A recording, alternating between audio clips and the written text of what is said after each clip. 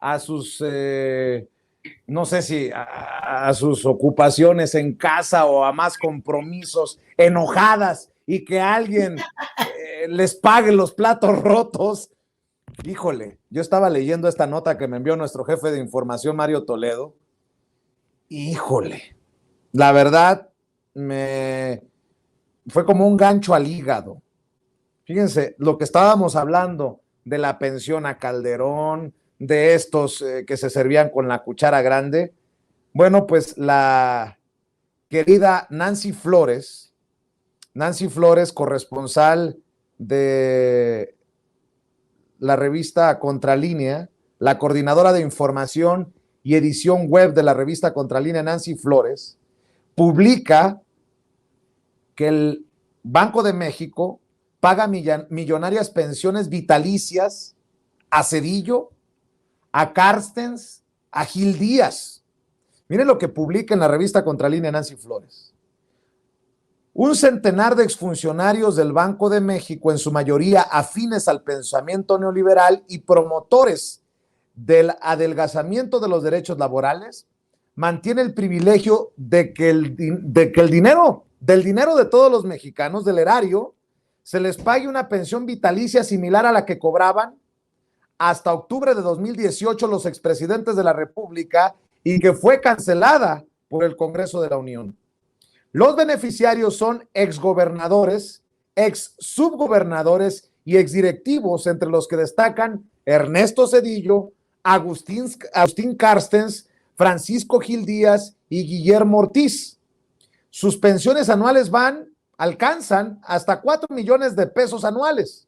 Además, se les garantizan otras prebendas como seguro de gastos médicos de cobertura amplia. De acuerdo con los datos del Banjico, actualizados al primero y segundo trimestre del 2022, Ernesto Zedillo cobra de esa institución 121,763 pesos con 22 centavos mensualmente, por lo que al cierre de este año se habrá embolsado 1,461,156 pesos. O sea, el que nos tiene metidos en lo del Fobaproa, que tendrán que pagar mi hijo, mis nietos, con el favor de Dios, espero tener, a lo mejor hasta los hijos de mis nietos, mis bisnietos. Hay que recordar que se desempeñó como analista y subgerente de investigación económica. A este se suma otro centenar de privilegiados, entre ellos Miguel Ángel Mancera Aguayo, quien cobra mensualmente 338,833 pesos con 75 centavos, quien encabezó el Banco Central del 1 de abril de 1994 al 31 de diciembre de 1997.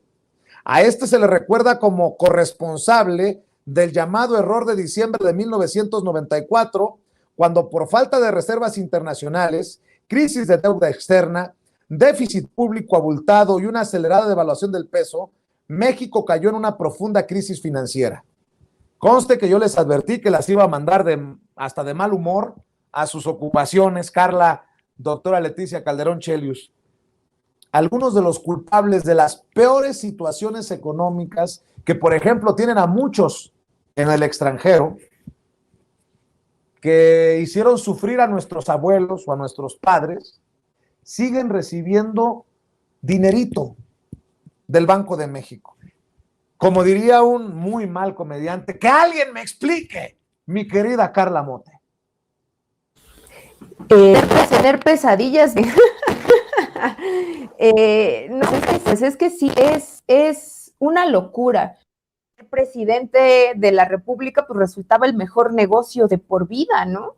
No solo eso, sino después todavía seguir haciendo negocios como los que ha hecho Ernesto Zedillo, Iberdrola y Felipe Calderón, y seguir cabildeando, tener información privilegiada. Por eso también la Cuarta Transformación pues les vino a tumbar todas esas prácticas que tenían aseguradas en esta alianza prianista, que si bien ahora está consolidada, pues sabemos, ¿no?, que existía como proyecto económico, que es el neoliberalismo.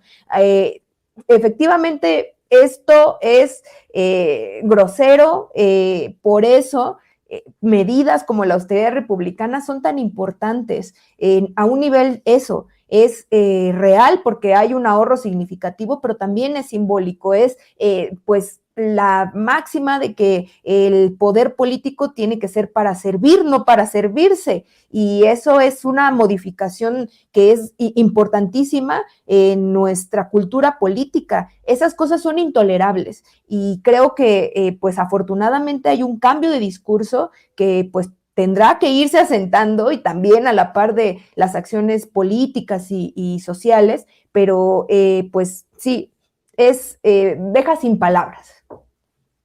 Pues en plena cuarta transformación, y qué bueno que hubo cambio de régimen, de visión de país, nos enteramos de estas cosas, porque si hubiera llegado Mit o hubiera llegado Anaya, nunca nos hubiéramos enterado de esto, doctora.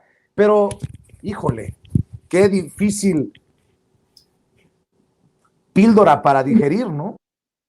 Bueno, ahorita mencionas a Mid. Mid debe tener una pensión, por supuesto. O sea, de repente dices, bueno, ¿qué va a hacer esta gente o a qué se dedica? Pues ellos tienen pensiones y ninguna de menos de 100,000 pesos, Vicente. Entonces, bueno, pues obviamente lo complementan con seguramente el despacho que tiene él en este caso, ¿no? Entonces, ojo con eso, yo creo que es un gran tema y qué bueno que lo pusiste con el reportaje que mencionas de gente muy seria. Yo creo que habría que darle una vuelta a eso y los políticos que nos representan tendrían que hacer reformas contundentes respecto al derecho, porque es un derecho tener una jubilación, tener una pensión, tener un bono de cuando dependiendo de las condiciones en las cuales sales de un trabajo, también tener una compensación, eso es totalmente legal. Pero tener un sueldo vitalicio, yo creo que estamos hablando de algo que tendría que explicárnoslo, sobre todo, digo, vamos a suponer a alguien que por alguna razón ya no podría volver a trabajar nunca.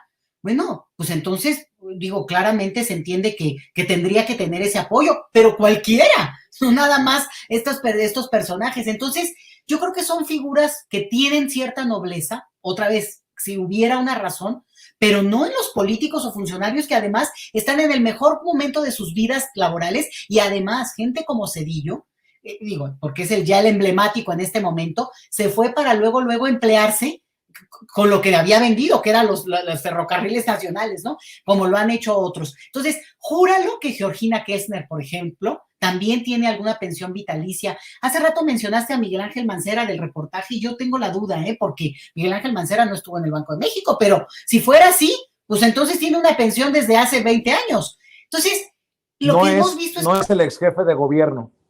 Ok, sí, porque me quedé así, ¿no? Pero fíjate que qué impresionante. Es gente que se ha movido, y ahí sí que el PRIAN tal cual, ¿no? En las esferas del poder se ha ido de un área al otro, bueno, los financieros sobre todo en el área, si tú quieres, ¿no? Moviéndose en los círculos en que se manejan, pero con un beneficio que aunque los mueve de empleo, los deja bien cubiertos en lo que consiguen el otro. Yo no estoy en contra de que cualquiera de nosotros tenga no solo un salario digno, sino la posibilidad de ingresar y de incorporarse al empleo que le corresponde. Pero esto es ir acumulando, Vicente, y otra vez, tristemente decirlo, no ilegalmente, sino abusivamente construido para poderlo hacer y a ver, dímelo, a ver, reclámales. Realmente es difícil. Entonces, yo creo que si no hay una reforma legal, y esto no le puede corresponder todo al presidente, Vicente. Necesita que el Congreso se active y algún diputado, a ver, vamos a animar a nuestra diputada estrella, a Andrea Chávez, que se avienten una propuesta de este tipo, que se revise la figura de salarios vitalicios de parte del Estado, que tengan una nobleza cuando corresponde, ¿no? Y cuando no tienen por qué existir. No quiero echarle más leña al caldo, pero esto es vitalicio también, por ejemplo, rectores. Y no solamente de la Universidad Nacional Autónoma de México. Estoy segura que las universidades estatales de todo el país, el que ha sido rector, aunque 3 meses, tiene salario vitalicio. Digo, tendríamos que entrar al detalle, pero volvemos. Esa radiografía, Vicente, urge porque no solamente es una salida del recurso, sino es una salida abusiva e innecesaria, porque estamos hablando de personas que en todo caso habrán ahorrado y se volverán a emplear en el momento en que, bueno, consigan dignamente un empleo como corresponde a quien fuera. Otra vez, no estamos peleando con el derecho, sino con el abuso. Eso es lo que yo diría, Vicente, y como siempre, pues muchas gracias. Qué gusto compartir con Carla Mote, me encantan sus comentarios y te agradezco mucho por eso. Gracias a usted, doctora. ¿Por qué no cerramos invitando a la gente para que lea lo que escribe, las columnas que escribe, para que esté al pendiente de su Twitter? ¿Por qué no cerramos con su información, doctora?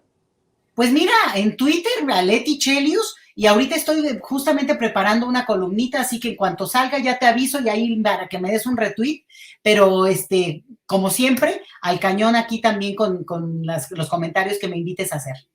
Claro que sí, yo sé que siempre está al pie del cañón la doctora Leticia Calderón Chelius. Carla Mote, hay que invitar a la gente para que también lea tus columnas, querida Carla, para que también esté al pendiente de lo que publicas en Twitter. Te vemos seguido como invitada en diferentes canales, en diferentes medios, y eso me da mucha alegría, me genera mucha alegría.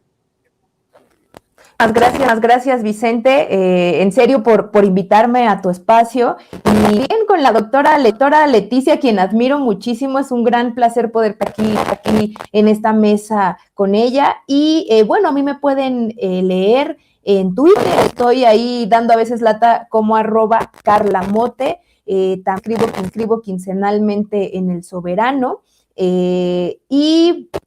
Pues les invito a leer el periódico feminista La Regeneración.